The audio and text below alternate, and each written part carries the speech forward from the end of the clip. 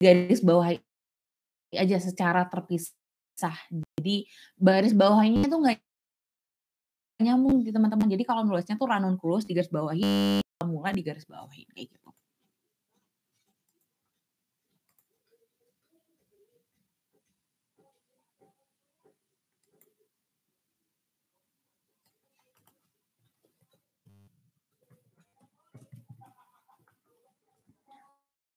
Terus, subspecies dan varietas juga ditulis miring. Nah, yang di sini kan ada teman-teman bisa lihat ada tulisan SSP, itu subspesies. Jadi bacanya ranunculus flammula, subspecies flammula, variannya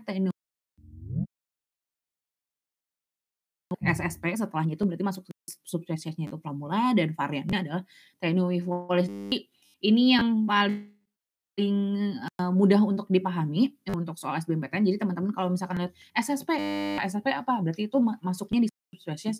Setelah VAR apa? VAR itu maksudnya varian. Jadi itu jadi indikator untuk menjawab soal dengan mudah. Oke, sini ada yang mau ditanyakan dulu mungkin teman-teman? Kak, izin bertanya, kalau misalnya Iya, silakan. Kalau misalnya menanyakan ras gitu, itu cirinya apa? Kalau petunjuk ras. Maaf, tadi suaranya terputus. Ras apa VAR?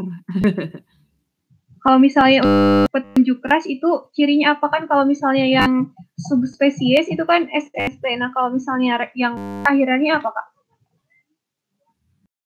Ras itu kalau misalkan dalam bahasa Inggris yang kamu tahu itu diartikannya apa?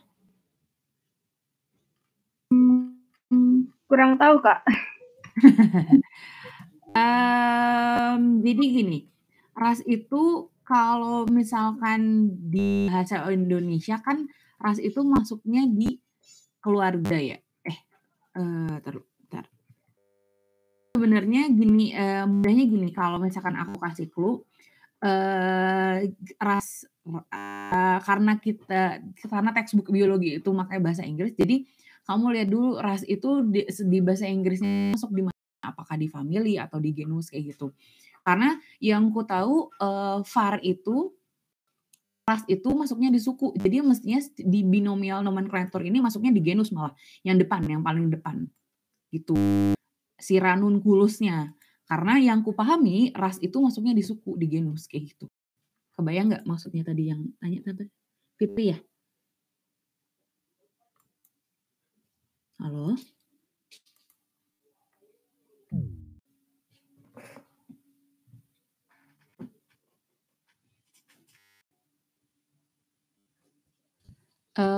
Boleh kita lanjut dulu ya, nanti boleh kalau misalkan kurang paham boleh chat juga langsung. Soal nomor 2. Untuk mendalami penyakit demam berdarah, maka cabang ilmu biologi yang harus kita pelajari adalah virologi. Karena penyakit demam berdarah disebabkan oleh virus denggi. Silakan ada yang mau jawab terlebih dahulu mungkin Kis atau Fahri atau Septia atau Sofi. Teh Sofi itu mah. Teh Esti, silakan. Halo. Jawabannya apa ya kira-kira ya? Yang A bukan Teh. Ya, betul. Terima kasih. Betul sekali jawabannya A, karena itu vektornya adalah nyamuk. Jadi Aegypti. Tapi sebenarnya yang menyebabkan penyakitnya itu adalah virus denggi, teman-teman. Jadi jangan kebalik ya. Jadi nyamuk itu sebenarnya vektornya doang, bukan penyebab si penyakitnya kayak gitu. Sedangkan infeksinya sendiri itu disebabkan oleh virus denggi. Nah, kan tadi jadi virus ini masuk kan melalui si gigitan nyamuk Aedes aegypti nih, atau ada lagi nih teman biasanya keluar di soal nama nyamuknya adalah Aedes albopictus. Nah, jadi kedua nyamuk ini kalau misalkan dia membawa virus denggi, jadi nanti akan menularkan itu ke manusia kayak gitu. Dan kedua nyamuk ini khasnya adalah mereka itu hidupnya biasanya di wilayah tropis dan subtropis. Maka dari itu di Indonesia itu kasus dengue itu tinggi ya teman-teman. Jadi kita bisa simpulkan pernyataan yang nomor 1 benar karena untuk mendalami penyakit demam berdarah maka cabang ilmu biologi yang harus kita pelajari virologi karena tadi alasannya adalah demam berdarah itu disebabkan oleh virus dengue. Virologi adalah salah satu cabang ilmu biologi yang membahas tentang virus. Kalau misalkan bakteriologi itu berarti cabang ilmu biologi yang membahas tentang bakteri kayak gitu. Jadi pernyataan benar dan alasan benar dan keduanya ada hubungan sebab akibat karena kan tadi ya sebabnya adalah si demam berdarah disebabkan virus dengue. Jadi kita harus belajar virologi. Jadi bacanya dari bawah ke atas gitu kalau untuk melihat hubungan sebab akibat. Jadi jawabannya A, benar sekali. Oke, lanjut. Soal nomor 3. E. coli, aku bacanya E. coli ya. E. coli adalah jenis bakteri gram negatif yang memiliki peptidoglikan tipis.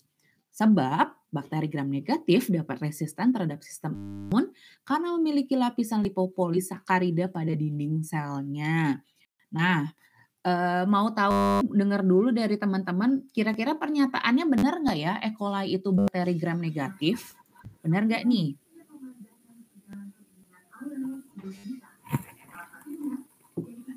Halo, ada yang mau bersuara?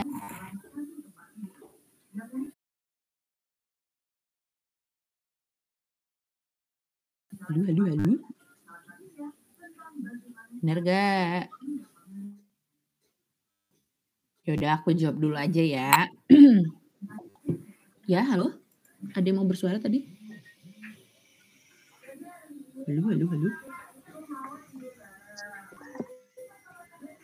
Ini Resti mau jawab atau mau bertanya atau gimana nih? Soalnya mic-nya nyala.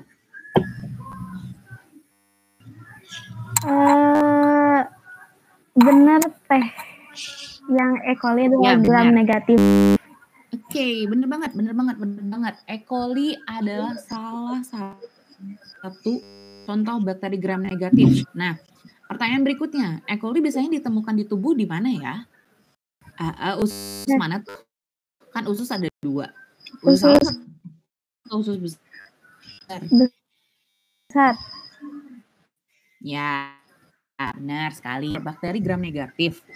Nah, salah satu karakteristik atau ciri dari bakteri gram negatif yaitu memiliki peptidoglikan tipis. Pertanyaan berikutnya, peptidoglikan tipisnya di mana ya letaknya? Apakah di dalam membran, apa di antara membran, apa di luar membran? Ada yang tahu mungkin jawabannya? Pada lapisan membran. Membran luar, Kak.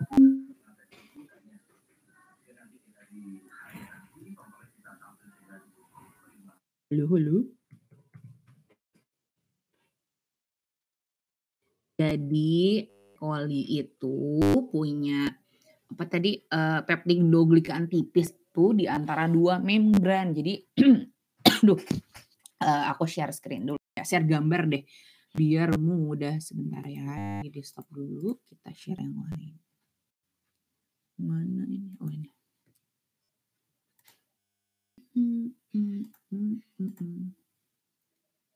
Teman-teman terlihat gak gambar yang aku tunjuk yang kanan nih di dim sel?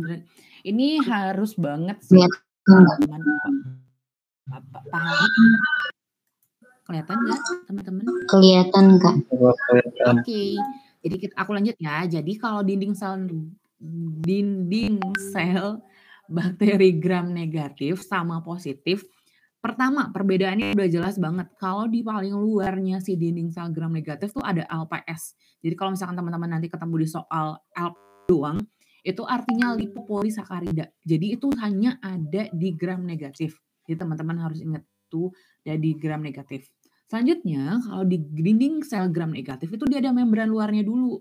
Nah, Kak, pertanyaan peptidoglikannya di mana? Nah, peptidoglikannya itu ada tipis, mungkin mudahnya selapis kali ya, selapis di antara membran luar dan membran sitoplasma itu ada peptidoglikan. Jadi Sebenarnya dinding sel gram negatif sama gram positif punya kesamaan nih. Dua-duanya sama-sama memiliki peptidoglikan, tapi jumlahnya berbeda. Kalau dinding sel bakteri gram negatif itu dia selapis, kalau misalkan gram positif itu dia berlapis-lapis gitu. Nah, terus setelah peptidoglikan baru ada membran sitoplasma, baru masuk ke dalam ada sitoplasmanya. Jangan lupa yang paling inti adalah kalau dinding sel gram negatif ada LPS atau lipopolisakarida. Oke, kita balik lagi ke soalnya. Tadi di soal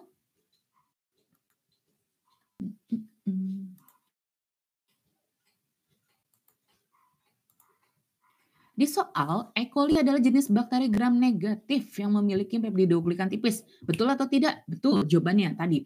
Jadi teman-teman kalau baca kalimat ini, kalau misalkan nanti tes UTBK, teman-teman bacanya pelan-pelan. Kenapa? Ini banyak jebakan banget.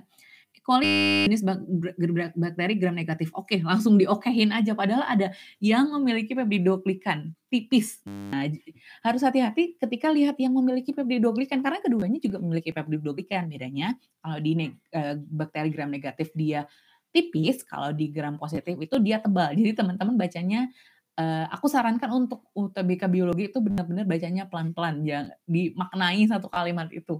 Apakah benar keseluruhan atau enggak? Kalau misalkan ada salah satu bagian dari statement itu salah kan jadi statementnya salah ya teman-teman. Jadi kalau misalkan teman-teman bacanya sebut gitu, E. coli adalah jenis bakteri gram negatif, langsung betul. Wah, belum tentu kan bagian dari pernyataan lainnya itu benar.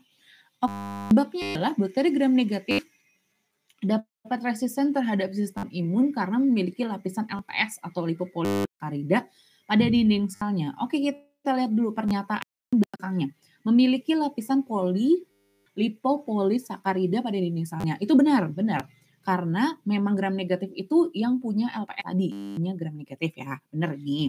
Nah, ada pernyataan di awalnya bakteri gram negatif dapat resisten terhadap sistem imun. Benar gak ya? Aku mau dengar ya, LPS itu bikin bakteri resisten atau kebal terhadap antibiotik atau beberapa jenis obat. Benar nggak ya? Ada yang udah tahu mungkin? Halo? Ada yang udah tahu?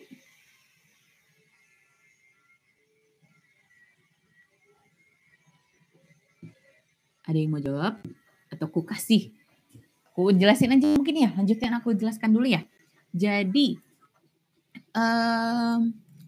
jawabannya adalah benar. Jadi lapisan LPS ini atau lipopolisakarida ini dapat menyebabkan bakteri ini resisten atau kalau resisten biasanya digunakan untuk istilah terhadap antibiotik ya, atau mungkin bahasa mudahnya teman-teman taunya kebal gitu terhadap antibiotik. Nggak hanya antibiotik, beberapa obat juga jadi tidak bisa berinteraksi dengan bakteri gram negatif karena si LPS ini tadi gitu teman-teman. Jadi pernyataan yang depannya juga benar, bakteri gram negatif dapat resisten terhadap sistem imun karena memiliki lapisan lipopolisakarida pada dinding selnya. Jadi sebabnya benar. Tapi sayangnya teman-teman, pernyataannya ini benar, tapi alasannya benar juga. Tapi keduanya ada hubungan ya teman-teman? Tidak ada hubungannya, Kak. Kenapa? Tidak ada hubungannya. Oke, berarti jawabannya apa nih teman-teman? B. Oke, benar sekali. Yeay. Yuhu. Oke, kita lanjut berikutnya. Nomor 4. Wah, ini menarik banget sih. Ditemukan 2 organisme, di mana organisme pertama memiliki alat gerak berupa pseudopodia dan bersifat heterotrof, sedangkan organisme kedua memiliki alat gerak berupa flagel. Nah loh, yang satu punya pseudopodia, yang satu punya flagel. Jelas banget nih, kalau teman-teman mempelajari ini udah langsung ini udah berbeda nih, yang satu punya pseudopodia, pakai pseudopodia, yang satu pakai flagel. dan memiliki dinding sel yang tersusun oleh peptidoglikan. Kedua organisme temukan tersebut dimasukkan ke dalam kingdom berbeda berdasarkan apa nih kira-kira teman-teman? Jelas-jelas aja ya si alat geraknya pseudopodia, yang satu flagel, yang satu itu bersifat heterotrof, yang satu itu punya dinding sel yang ada peptidoglikan. Nah, kenapa aku dari tadi menegaskan banget si pseudopodia karena ini tuh khas banget nih untuk salah satu kelas dalam klasifikasi. Kira-kira apa ya? Organisme yang termasuk ke dalam pseudopodia yang memiliki pseudopodia atau nama lainnya teman-teman tahu kan ya? Pseudopodia itu nama lainnya adalah kaki semut yang punya pseudopodia. Ada yang tahu mungkin? Ada Kak Rhizopoda bukan?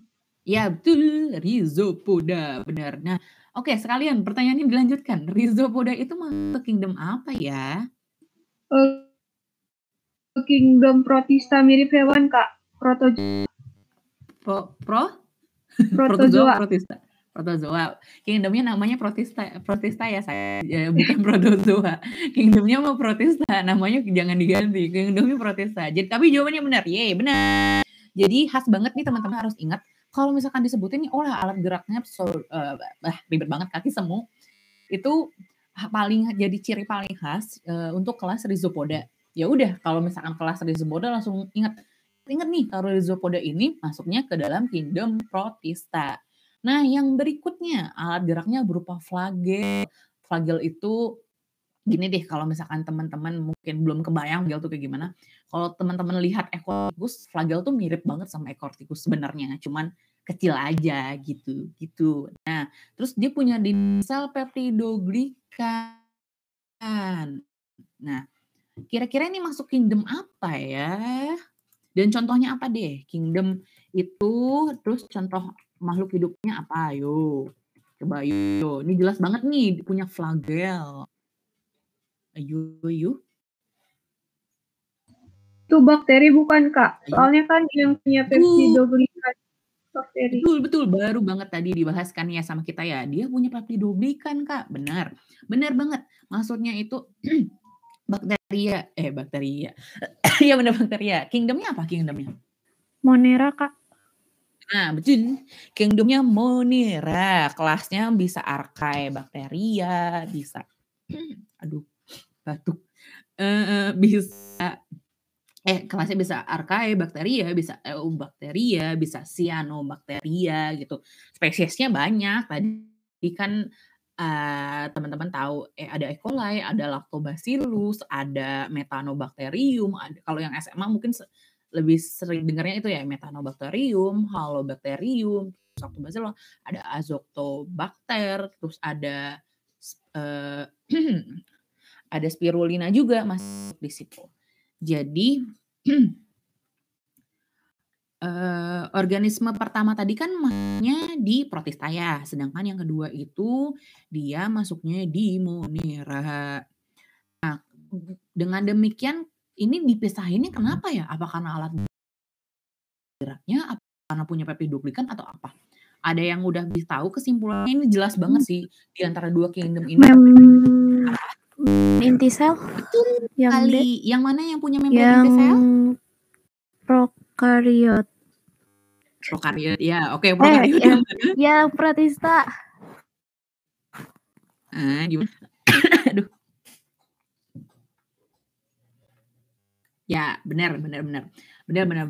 Organisme pertama tadi itu yang Protista itu organismenya eukariot atau memiliki membran inti sel. Sedangkan tadi yang kedua kan kingdomnya Monera ya. Jadi kalau Monera itu dia nggak punya membran inti sel. Jadi jawabannya adalah jeng.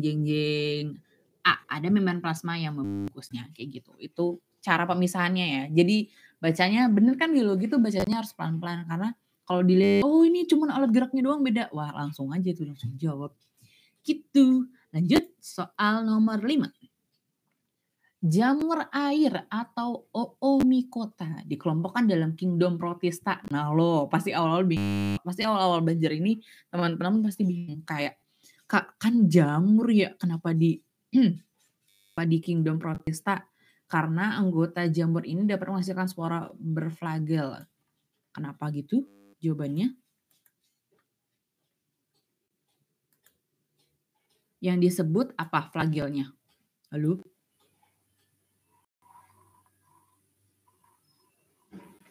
Halo. Kenapa dulu deh, kenapa jamur air nggak dimasukin ke kingdom fungi? Kan jamur, Kak. Nah lu.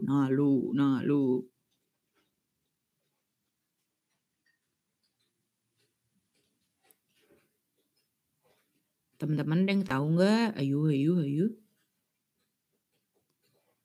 Aku jelasin deh ya. Jadi Oomycota itu kan kalau misalkan dibahasakan itu kan jamur air ya. Namanya juga jamur kayak gitu. Kenapa sih dia masuknya malah ke kingdom Protista bukan kingdom fungi padahal jelas-jelas namanya jamur. Alasannya adalah si soal ini sendiri. Jadi para ahli itu masukkan jamur air atau Oomycota ini enggak ke kingdom fungi karena dia itu menghasilkan sel-sel Bellfragel ini. Nah, sedangkan sel-sel Bellfragel ini lebih mirip ke kingdom Protista dibanding ke kingdom fungi. Nah, sel-sel Bellfragelnya ini fungsinya itu buat reproduksi karena dia melepaskan ya reproduksinya jelas-jelas aja aseksual. Nah, apa sih nama sel-selnya ini? Udah jelas tadi aku udah kasih clue reproduksi aseksual. Apa ya namanya? Apa teman-teman?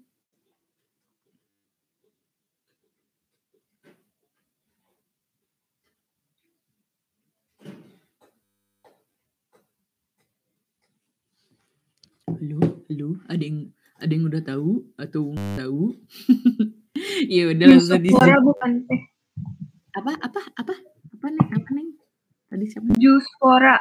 Zoospora apa Zygospora? Ayo. Kalau Zygospora bukannya yang ada di tumbuhan, Kak? Di paku. Bener. Jadi jawabannya adalah Zoospora. Ayo jangan kebalik ya. Bener. Tapi jawabannya Zoospora yang cek bukan Zygospora. Kalau Zygospora itu di paku. Bener banget. Terima kasih. Oke lanjut ya. Nomor 6. Berikut merupakan contoh penulisan nama famili pada tumbuhan yang tepat. Nah lo ada susah banget bacanya. Arecaceae, Aresales, Gramine, sama Poales. Yang mana yang benar? Ini nama famili tuh khas banget. Belakangnya apa ya kalau nama famili itu? Nama famili. Ayo. Jawabannya yang mana? Famili di bawah apa deh? Atasnya famili apa ya? Sebelum famili apa ya? Atasnya famili kingdom, Kak. Salah. Ayo yang lain apa? Atasnya famili apa? Di urutan Ordo, Kak. Ya bener. Ordo, bener banget. Nah, kalau famili khas banget, teman-teman. Ujungnya biasanya menggunakan ACAE. Misal di sini ada ini bacanya sebanget. Arecaceae. Sebenarnya bacanya Arecaceae sih teman-teman. Cuman kan teman-teman mengidentifikasinya si ACAE itu kan. Nah, itu. Terus Solanaceae. Solanaceae itu kan juga AE, Kak. Benar. Solanaceae ini kalau teman-teman tahu apa ya? Solanum tuberosum. Kentang. Apa tuh? Gue lupa. Cucurbitaceae. Nah, kurkumin dan teman-temannya itu masih Cucurbitaceae. Ada Malvaceae, itu semua tulisannya CAE, cuman bacanya tuh Malvaceae, Rosaceae, Asteraceae, Poaceae. Nah, tapi teman-teman harus tahu kalau ini ada juga nggak yang akhirannya nggak ACAE. Misalnya Compositae itu Compositae, itu nama lainnya si Asteraceae gitu, tapi mungkin lebih banyak orang tuh tahu si Asteraceae karena kan ujungnya ACAE lebih mudah, tapi bisa disebut juga dia Compositae atau Graminae itu Graminae, nama lain dari Poaceae. Sedangkan Poaceae-nya jelas banget kan, Poaceae gitu. Nah, kalau Aresales nih sama Poales kan ujungnya ES nih. Ini ke mana ya? Ke kingdom kah? Ke spesies kah? Ke genus kah? Atau ke apa ya? Ada yang tahu teman-teman? itu bukannya hewan, Kak? Yang Gimana? Gimana? Itu famili untuk hewan, Kak, yang ada SS Anopheles. Atau enggak? Jawabannya tumbuhan nih. Kebetulan kita bahasnya tumbuhan.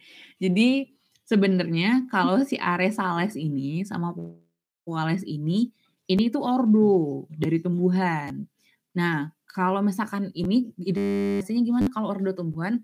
Lihat dari belakangnya ALES, Alex itu pasti ordo. Terus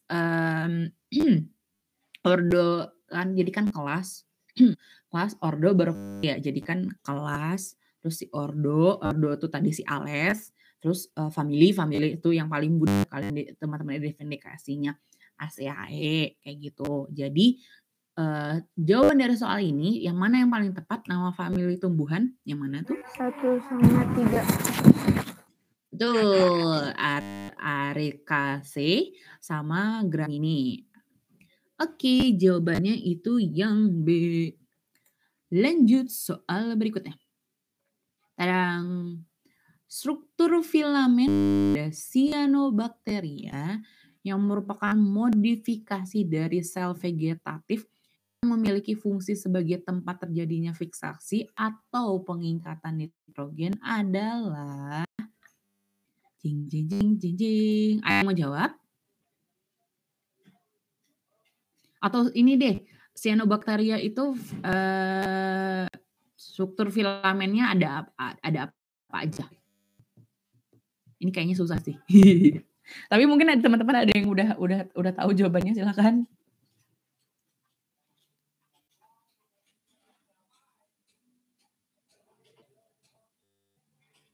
Halo Bandung. Gak ada nih, 1, 2, 3. Bentar ya, dicari dulu gambarnya. Mungkin teman-teman baru dengar ini Cyanobacteria, filamentus Cyanobacteria. Jadi filamen itu sebenarnya kalau melihat filamen itu artinya dia berlapis-lapis kayak gitu. Nah, susah banget gambar teman-teman. Jadi aku sebutin aja ya. Jadi struktur filamen pada Cyanobacteria itu ada hormogonium, heterosis, akinet. Jadi yang ada tuh cuma si 3 itu, hormogonium, heterosis sama akinet. Ini kan ada nih hormogonium, heterosis sama akinet. Si ABC ini emang ada di struktur filamen Cyanobacteria. Nah, fungsinya apa, Kak? Sekarang ngebahas fungsinya. Kalau hormogonium jelas aja ya, di depannya tuh ada kata-kata hormo. Jadi kemungkinan ini teman-teman bisa simpulkan itu buat untuk reproduksi, dan jawabannya benar. Jadi hormogonium ini filamen yang nanti akan jadi filamen fragmen pendek dari filamen yang terputus atau terpisah dari filamen induk. Jadi dia bukan filamen induknya, melalui fragmentasi, dan nanti si filamen ini dapat bentuk individu baru gitu. Karena namanya tadi dia jelas hormogonium. Jadi bagian dari filamen induk nih. Kalau misalkan tumbuhan nih gampangnya mungkin teman-teman bisa ngebayangin tunas baru nih kayak gitu. Dan kalau misalkan di Cyanobacteria dia ini nanti jadi membentuk individu baru. Berikutnya heterosis.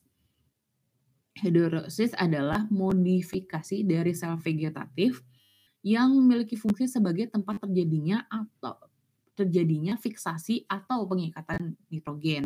Udah jelas ya, jadi dari soal jawabannya adalah B, heterosis.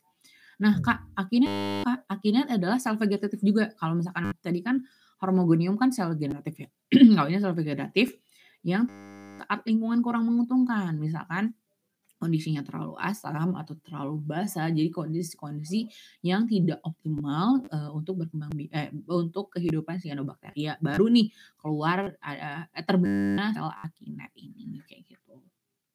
Teman-teman ada yang mau ditanyain dulu untuk soal nomor 7? Kalau enggak aku lanjut ya. Aduh. Soal nomor 8. Ini Semoga teman-teman kelihatan sih, apa namanya nih, si tabelnya. Jadi kan ini ada ganggang ya, ada sargasum, ada spirogia, ada eukema, terus ada pigmennya. Mungkin kalau misalkan teman-teman, apa ya, biasa dengarnya ada fukosantin, ada klorofil. Nah, mungkin kalau Vicon agak jarang sih kayak gitu. Tapi teman-teman harus tahu pigmen tuh ada ficosantin, ada ficoeretin, kalau klorofil. Dan harus ingat juga warna yang dihasilkan apa kayak gitu. Terus kalau peranan sih setelah tahu pigmennya buat apa, biasanya pigmennya warna apa, teman-teman bisa kebayang sih sebenarnya ini peranan bagi manusianya apa kayak gitu. Nah, kita bahas ya. Jadi kan ini ada 3 ganggang. Nah, ganggang itu masuknya di protista, ya kan? Ganggang itu protista yang mirip tumbuhan karena dia itu punya apa ya? Punya peran sebagai produsen. Jadi mirip dia kayak tumbuhan, berperan sebagai produsen. Nah, karena itu juga jadi karena itu juga. Kenapa sih sebenarnya ganggang bisa jadi produsen? Karena ganggang itu punya pigmen klorofil A, B, C, D sehingga dia itu dapat melakukan fotosintesis sama seperti jadi dia punya pigmennya klorofil A, B, C, D kayak gitu. Selain itu, setiap ganggang itu ganggang memiliki pigmen khas dan keberadaan pigmen tersebut menjadi dasar klasifikasi pigmen. Jadi untuk mengklasifikasikan ganggang itu berdasarkan si pigmen khas dari masing-masing ganggang itu sendiri. Yang pertama ada ganggang merah atau teman-teman mungkin biasa dengarnya eritrin. Nah, ficoeritrin ini biasanya digunakan untuk bahan agar-agar, bahan obat, kosmetik, terus media pertumbuhan bakteri kayak gitu. Contoh jenis ganggangnya ada eukema sama gelidium kayak gitu. Jadi yang eukema ini dia itu masuknya di rhodophyta dan fungsinya tadi sebagai bahan agar-agar, bahan obat, kosmetik, serta pemadat media pertumbuhan bakteri. Berikutnya ada juga ganggang coklat atau Phaeophyta. Memiliki pigmen khas nih yang paling sering banget disebut fukosantin. Sama nih kayak si rhodophyta, bahan kosmetik, obat-obatan, makanan gitu. Nah, dia punya asam alginat kayak gitu. Contohnya adalah sargasum dan fucus. Jadi sargasum masuknya di Phaeophyta. Oke. Terakhir yang paling banyak ada ganggang hijau atau namanya hijau jadi namanya chlorophyta. Memiliki pigmen khas klorofil dan banyak digunakan sebagai sumber pangan baru. Jadi dia bukan bahan campuran teman-teman. Jadi benar-benar dari sumber pangan baru. Atau biasanya juga sekarang dikembangkan untuk kosmetik tapi belum banyak sih. Jadi kebanyakan chlorophyta ini benar-benar digunakan sebagai sumber pangan karena proteinnya tinggi gitu. Atau ada yang juga yang udah mengembangkan sebagai campuran pakan ikan. Contohnya ada chlorella dan spirogyra. Spirogyra ini masuk di apa namanya? Kota. Jadi jawabannya adalah yang mana nih teman-teman? Ada yang udah jawab? Jawabannya yang mana? Halo, halo. Waduh, halo, halo, halo. Halo, halo, halo. Aduh, jangan dikacangin. Halo, halo. Jawabannya yang mana ini? Jawabannya yang mana teman-teman? Tadi sesuai penjelasan aku ini gitu. Yang belum jawab deh dari tadi siapa yo yang belum jawab? Wildan mana Wildan? Wildan apa jawabannya Wildan?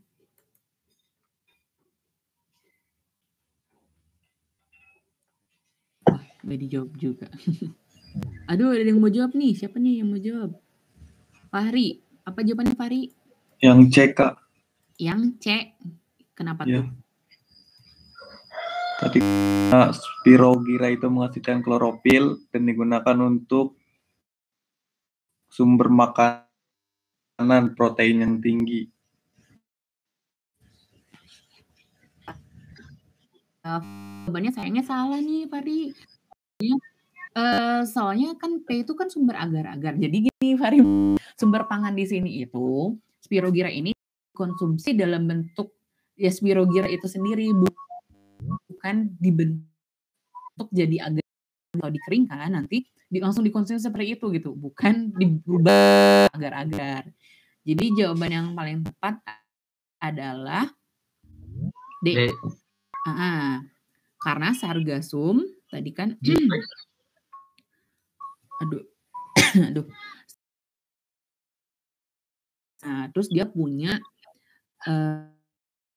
Ficosantin, betul. Terus dia dipakai untuk agar-agar. Jadi dia bisa digunakan kosmetik, obat, dan makanan, dan biasa juga digunakan agar-agar karena dia punya asam alginat.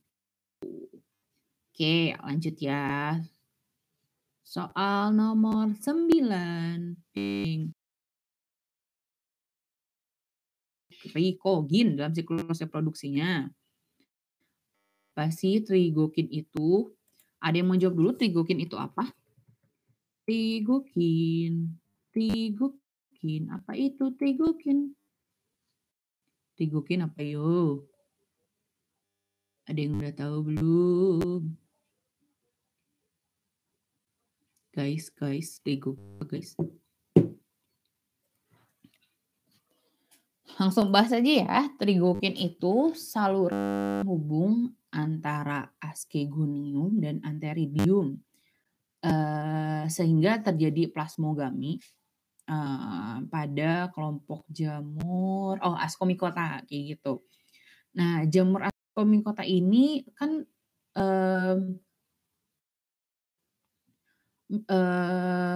ada struktur pada reproduksi seksualnya tuh ada bagian khusus ya, namanya ascus gitu. Nah, terus di ascus ini, dalam ascus itu terdapat spora yang disebut karena ascus karena spora di dalam ascus jadi namanya ascospora. Nah, jamur yang termasuk pada Ascomycota itu ada Saccharomyces, ada Penicillium, ada Trichoderma, sama ada Neuron. Jadi jawabannya adalah Trichoderma raceyi karena dia termasuk di Ascomycota. Ascomycota ini tadi trigokin ini saluran hubung pada kelompok jamur Ascomycota gitu. Jadi jawabannya yang di Trichoderma raceyi. Atau kalau misalkan teman-teman soal yang lain itu yang mungkin Saccharomyces, Penicillium, sama Neurospora. Gitu. Oke, soal terakhir pretest tadi. Penyakit African trypanosomiasis ditularkan melalui lalat disebabkan karena infeksi parasit dari kelas. Mau tanya dulu deh, ini penyakitnya disebabkan apa ya? Parasit apa ya namanya? Ada yang udah tahu? Jeng. Udah jelas nih, nama penyakitnya aja. Apa? Halo? Ada. Halo ya. Silakan. Disebabkan oleh parasit Trypanosoma gambiense. Sama ya itu. Benar. Terima kasih Dan.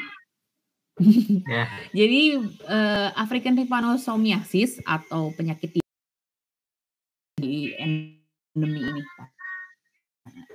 itu ditularkan. Jadi vektornya itu lalat sese, bacanya lalat sese bukan sese. Lalat sese. Terus si yang menyebabkan infeksinya itu parasitnya namanya Trypanosoma gambiense atau ada juga Trypanosoma rhodesiense. Pokoknya depannya Trypanosoma. Nah, terus udah gitu, kenapa namanya African trypanosomiasis? Karena penyakit ini itu endemi pada wilayah pedesaan Afrika kayak gitu. Nah, tadi kita ngebahas sekarang Trypanosoma. Trypanosoma genus kan teman-teman. Jadi ada Trypanosoma subspesiesnya ada Trypanosoma rhodiense, ada rhodiense. Kelasnya flagellata. Kenapa? Karena memiliki alat gerak berupa flagel atau cambuk. Terus gejala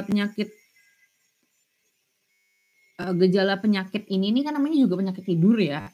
Sebenarnya kenapa sih dikatakan penyakit tidur? Karena salah satu gejala khasnya adalah merasa malas dan lelah serta selalu merasa mengantuk. Jadi kalau misalkan teman-teman ngerasa malas, lelah, ngantuk, hati-hati. Mungkin terinfeksi ini, nauzubillah min dzalik, enggak ya. Tapi maksudnya emang kenapa ini disebut penyakit tidur karena itu gejala khasnya adalah malas, lelah, selalu merasa ngantuk. Tapi mengantuknya itu tanpa sebab, bukan karena setelah terlalu lelah kerja atau terlalu lelah beraktivitas atau kekurangan air atau kekurangan oksigen atau yang lain, tapi nggak ada nggak ada induksi sebelumnya gitu. Terus tiba-tiba masyarakat desa itu merasa lelah, ngantuk berat gitu teman-teman. Jadi makanya namanya penyakit tidur. Oke, bahas soal pretest udah. Karena waktunya masih ada, aku mau tambahin soal lagi sebentar ya. Aku share screen dulu.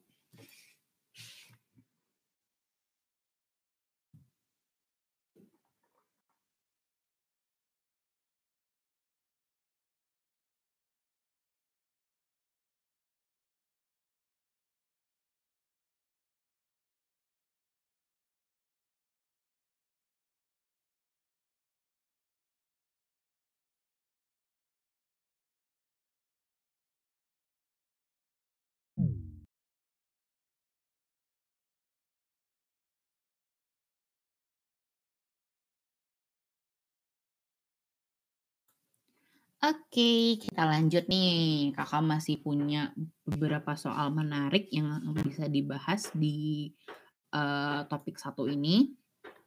Kita bahas dulu ya. Yang soal pertama. Spora yang dihasilkan jamur mempunyai sifat alami, yaitu bentuk filamen multiselular yang disebut hifa, sebab hifa yang tersusun atas serat halus dan memiliki dinding sel yang terbuat dari kitin polisakarida.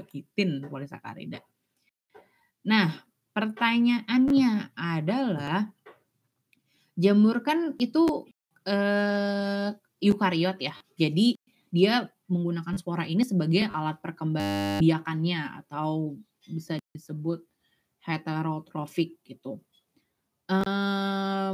Apakah benar spora yang dihasilkan jamur itu terdiri atas lembaran-lembaran filamen? Coba mau dengar jawabannya dari Fitri Cahya Kira. Monggo, benar nggak Fitri itu? Iya Kak, benar. Jamur itu tersusun dari lembaran-lembaran halus yang disebut dengan hifa. Yang disebut apa? Maaf. Yang disebut dengan hifa, Kak. Oh ya, hifa. Oke. Filamennya itu multiselular atau uniselular, Fitri? Uniselular, Kak. Uniselular, benar. Multiseluler. Uniselular. Multi apa uni? Ayo, yang tadi siapa yang bilang multi, Wildan? Yang bilang uni, Fitri. Wildan, silakan. Alasannya kenapa multiselular? Kenapa ya? Ya, lembaran filamen itu bersifat multiselular, Kak. Itu mah pernyataannya dibalik doang. Alasannya kenapa multiselular? Karena strukturnya bercabang-cabang. Oke sih masuk lah ya. Oke, terima kasih Wildan. Jadi sebenarnya gini teman-teman, kan jamur itu kan sebenarnya organisme yang nggak tinggi sih. Kalau misalkan tinggi kan ada hewan, ada badan lain. Tapi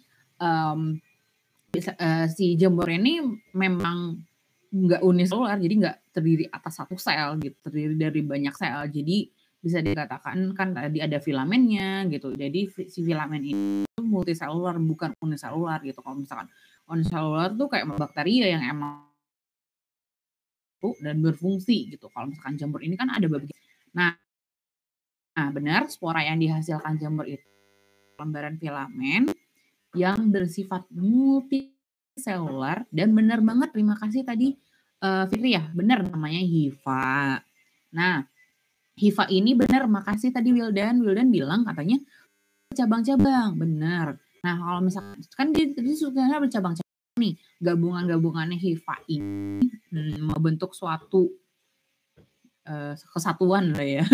Bentuk satu kesatuan namanya miselium. Nah, terus miselium ini tersusun atas si serat-serat halus. Selain itu, dinding sel hifa ini biasanya terbentuk dari zat kitin polisakarida.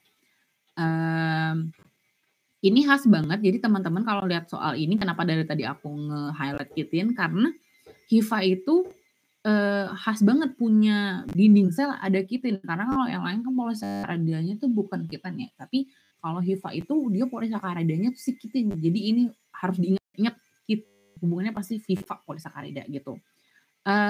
Pada beberapa spesies jamur itu hifanya ini selnya memanjang gitu dengan sejumlah nukleus. Jadi ada beberapa nukleusnya gitu dan antar nukleusnya itu dipisahkan oleh septa atau septum gitu teman-teman. Jadi tadi pernyataannya benar, spora dihasilkan jamur mempunyai sifat alami yaitu membentuk filamen multiselular yang disebut hifa. Pernyataannya benar, sebabnya hifa yang terbentuk tersusun di atas serat halus memiliki dinding sel terbuat dari kitin polisakarida. Benar, tersusun dari atas serat halus dan memiliki dinding sel terbuat dari kitin polisakarida. Jadi pernyataan dan alasannya benar dan keduanya memiliki hubungan. Jadi jawabannya yang A. Kayak gitu. Lanjut, aku masih ada soal berikutnya. Negatif.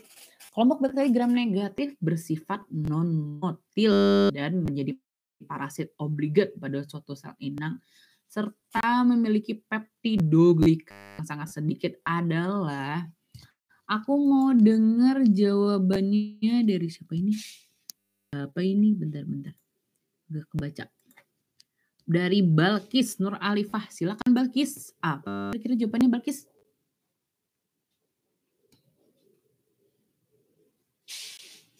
Halo Balkis, apakah suaraku masuk? Kayaknya Balkis koneksinya lost deh. Yang lain aja ya, Resti deh, Resti Rahmawati Putri. Resti, bener nggak ya ini?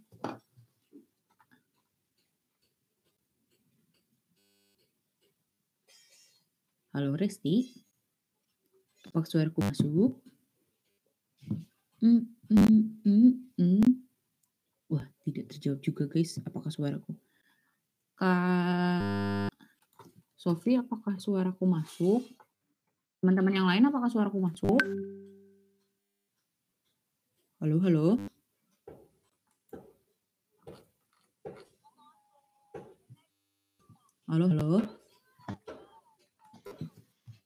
Teman-teman, suaraku masuk gak ya? Bisi aku sendiri. Masuk Kak. Oke. Kita lanjut aja, kita bahas aja langsung ya.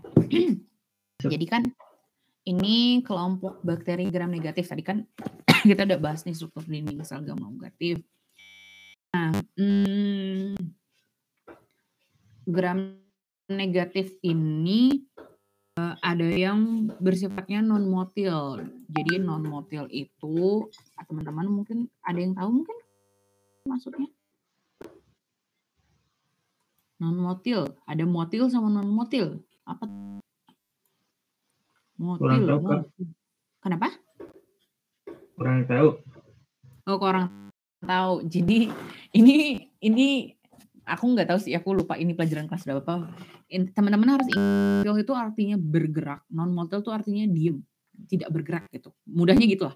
Motil itu gerak. Jadi capable of motion, dia bisa bergerak. Sedangkan non-motil itu dia nggak bisa bergerak gitu.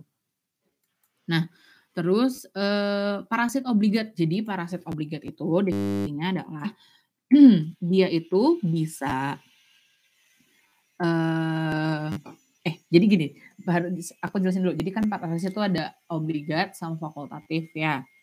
Kalau parasit fakultatif itu dia jadi parasit tapi nggak bergantung nih sama inangnya kayak gitu. Kalau parasit obligat adalah dia bisa bersifat parasit kalau memenuhi spesifitas atau kemampuan untuk si zat ini jadi parasit kayak gitu. Jadi kalau obligat itu tergantung sama sel inang, kalau fakultatif enggak. Nah, terus udah gitu kalau klamidia, jadi di sini kan ini banyak nih ada positif nggak mungkin ada Spirochetes, ada Chlamydia atau Proteobacteria, ada Cyanobacteria. Jadi aku mau jelasin Chlamydia. Chlamydia ini dia biasanya punya sel inang di manusia atau hewan dan ini dia punya punya dinding sel yang berbeda dari sel bakteri karena dia dinding selnya tersusun atas peptidoglikan yang sangat sedikit dan dia bersifat non-motil karena dia nggak bergerak berpindah-pindah dan dia itu bersifat obligat, parasit obligat. Jadi kalau misalkan bukan di tubuh tapi dalam kondisi imun yang baik dia nggak bersifat parasit ke tubuh kita. Tapi kalau misalkan dalam kondisi tubuh yang baik dia jadi penyakit gitu, jadi chlamydiasis kayak gitu. Jadi ada infeksi karena si chlamydia ini kayak gitu teman-teman. Jadi jawabannya adalah chlamydia gitu. Selanjut nomor 13. Aku mau minta tolong siapa ya? Fahri deh, Fahri jawab. Ri, ini apa jawabannya Ri? Kira-kira Ri.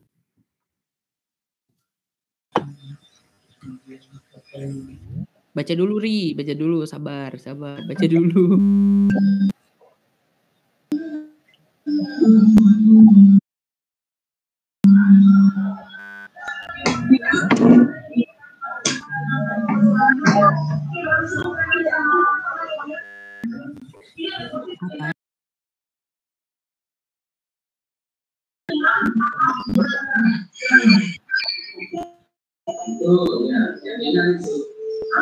Empat lima bukan Kak?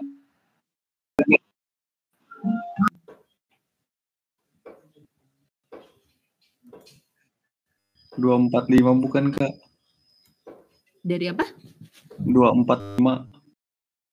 245 yang D. Kenapa Ri? Kalau nggak salah warna ungu itu merupakan gram negatif ya Kak, yang mempunyai yang memberikan penyakit. Oke. Jadi aku bahas dulu ya. Bakteri kan emang bisa dikelompokkan jadi bakteri gram positif sama ada bakteri gram negatif kayak gitu. Nah, gram positif itu tadi teman-teman aku udah tunjukin gambarnya. Kalau gram positif itu peptidoglikannya tebel, jadi dia warna ungu kalau diberikan polana gram. Nah, yang gram positif ada Clostridium tetani yang menyebabkan penyakit tetanus, ada Bacillus cereus, ada Staphylococcus aureus. Sedangkan gram negatif itu komposisi sacharidanya tebal, jadi bukan si peptidoglikannya yang tebal. Jadi kalau misalkan di warnaan gram dia warnanya warna merah muda. Nah, kan ini pertanyaannya adalah bakteri yang menunjukkan warna ungu ketika diberi perwarnaan gram. Berarti gram positif. Yang mana yang gram positif? 1. Clostridium tetani. 2. Bacillus cereus. 3. Staphylococcus aureus deng. Ya Allah maaf. Staphylococcus aureus maaf. Bukan Rhizobium leguminosus arum. Kayaknya aku salah nulis. Jadi Staphylococcus aureus. Jadi jawabannya yang A. 1, 2, 3. Clostridium tetani, Bacillus cereus, Staphylococcus aureus. Ingat ya, yang ungu itu kalau gram positif, gram negatif. Kuncinya itu sih teman-teman. Gitu. Oke. Terakhir deh ini sebelum kita post test. Bakteri yang digunakan untuk penambangan tembaga, perak, emas secara biologis ya itu udah ada clue-nya tuh, ada Vero, ada Tio kayak gitu. Mau tolong jawab siapa ya? Wildan deh, Wildan. Monggo Wildan, silakan jawab.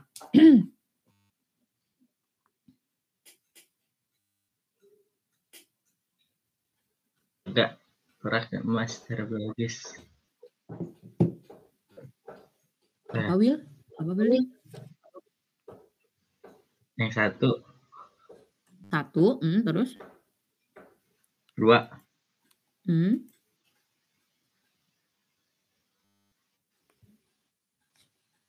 Dan 2 Kak. 1 dan 2.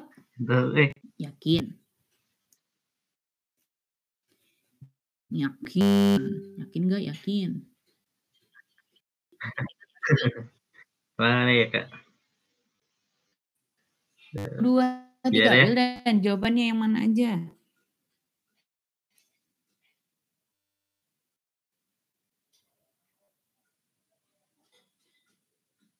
Wah, Wildan yang menghilang.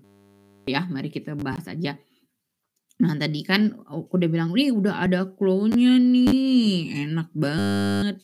Ya, kenapa? Karena lihat deh, ini ada Thiobacillus ferrooxidans.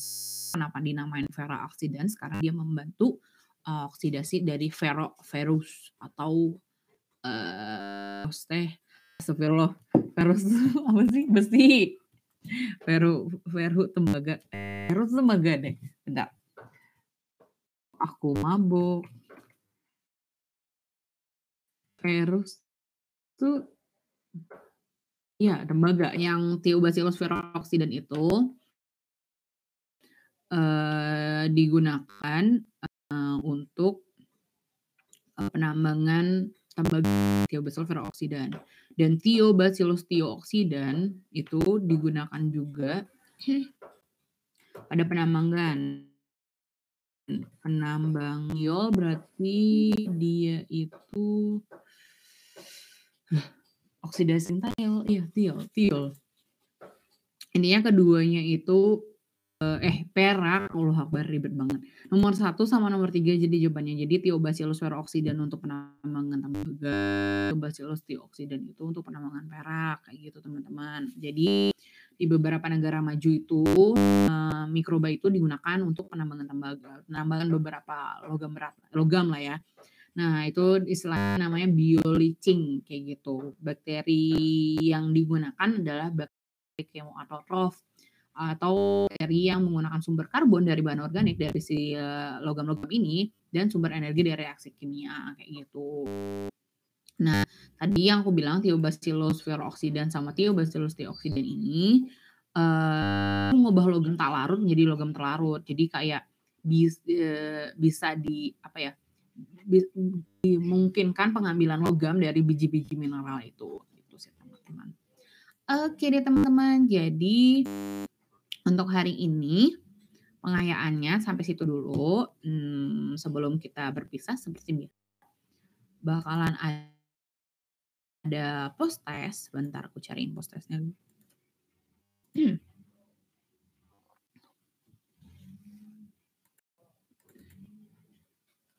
Jing, jing, jing, jing. Seperti biasa post testnya itu per soal aku kasih waktu 1 menit nih. Sebentar lagi loading PPT-nya. Tuh, mudah-mudah sekali.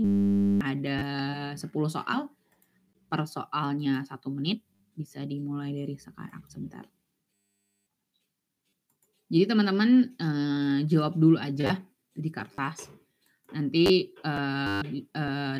kakak atau Kak Sofi bakalan minta jawabannya gitu untuk dikoreksi gitu.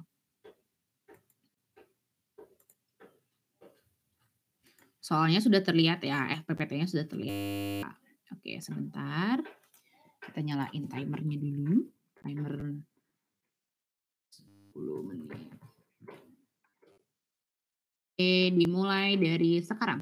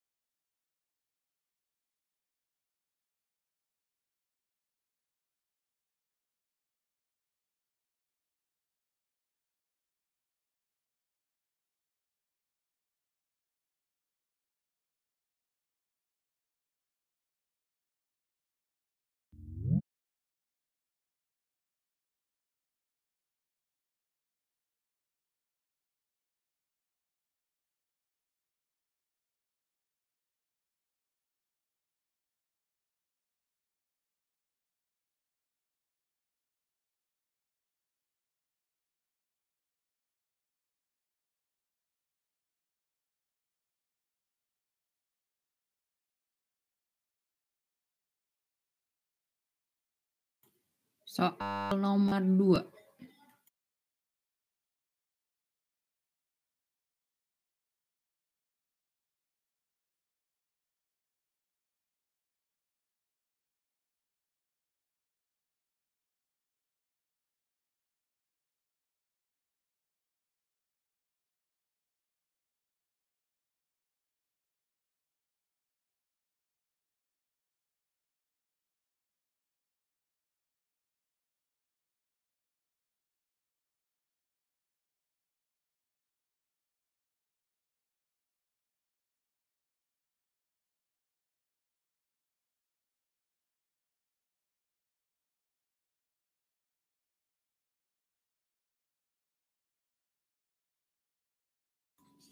Soal nomor 3.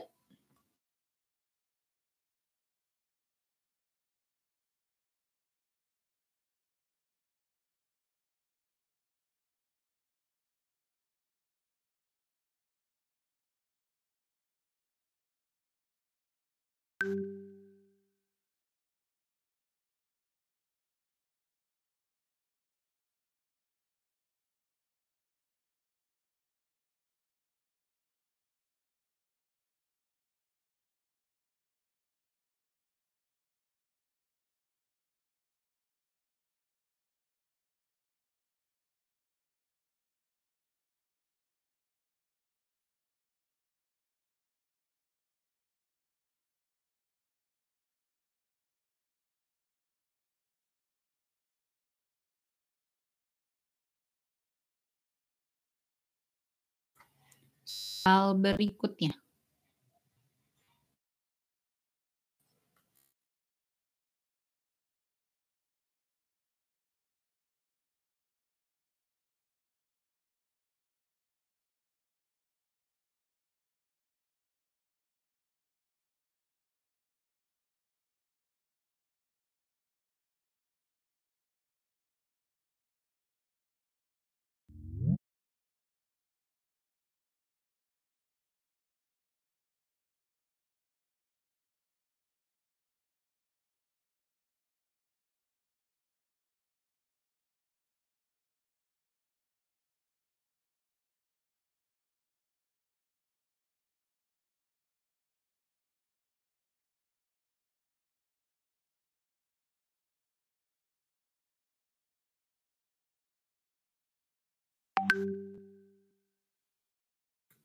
Soal berikutnya.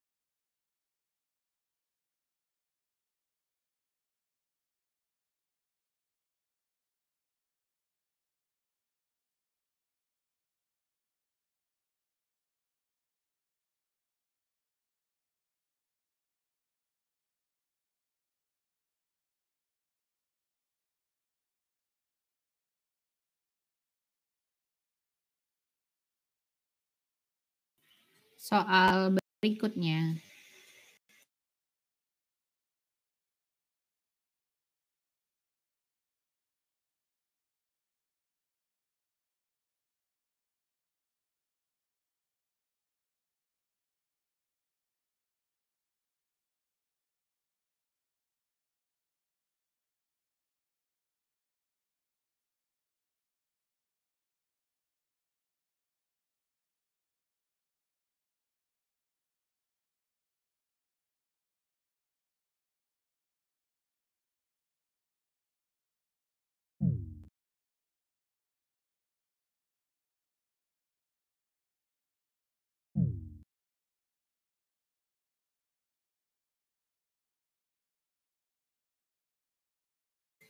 Soal berikutnya.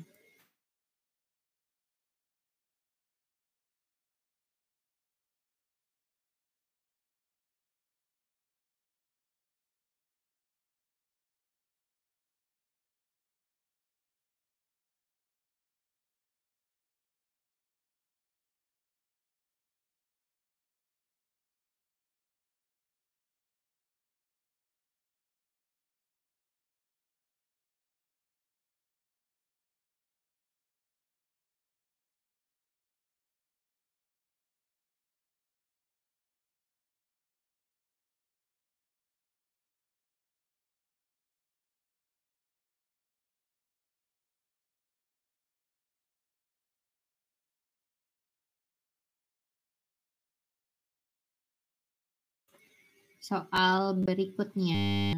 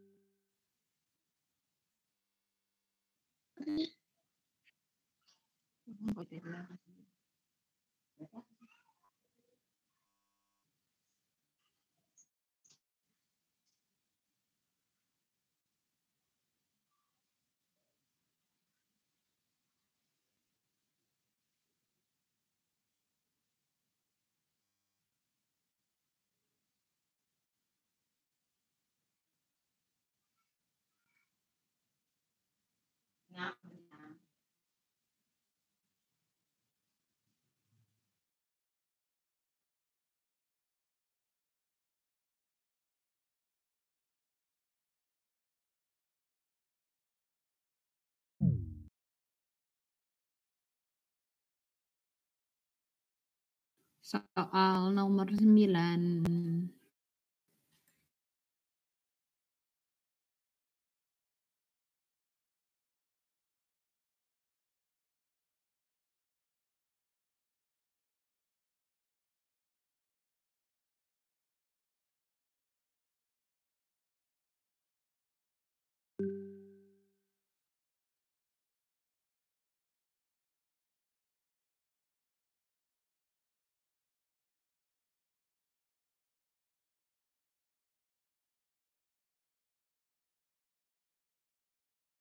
Ya, tadi soal nomor 10 atau soal terakhir. Oke, teman, udah belajar biologi hari ini sama aku, sama Teh Rani.